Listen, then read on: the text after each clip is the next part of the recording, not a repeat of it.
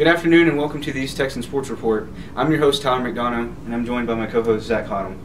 All right, Zach, let's dive into things. Give us an update on softball. All right, your 6th-ranked Lions won 3 games this past weekend against Eastern New Mexico.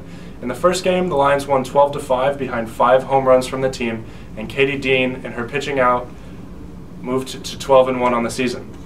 In the second game, the Lions won 13-5 behind Mariah Jameson's 17th home run of the season, and Emily Otto picked up her 11th win.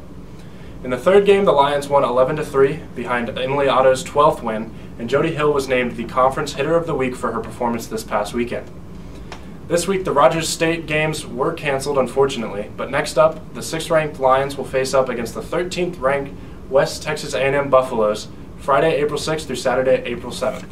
Let's sprint on over to track and field with Tyler. This past weekend at the Texas Relays, the men's track and field team placed 4th overall, but the men's 4x400 team was the only school there with a sub 3 minutes and 10 seconds at the Relays. They ended up getting 1st place overall at the Texas Relays. The men's track and field team will be next in action again at the David Noble Relays at Angelo State University, April 5th through 7th.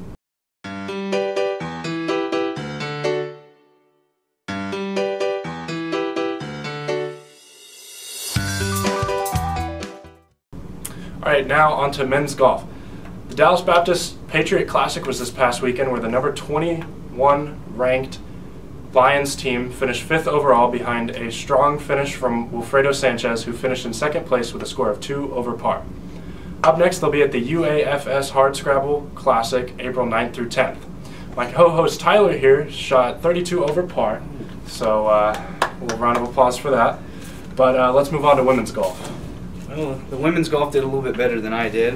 They were actually the champs at the Henderson State University Spring Invitational this past week.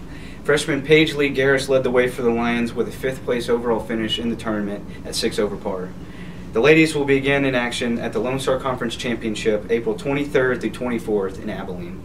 To finish things off, we've got intramurals. The second set of intramurals began this week with men and women's softball and the 4v4 sand volleyball tournament. Make sure to look on imleagues.com to stay up to date with scores and schedules.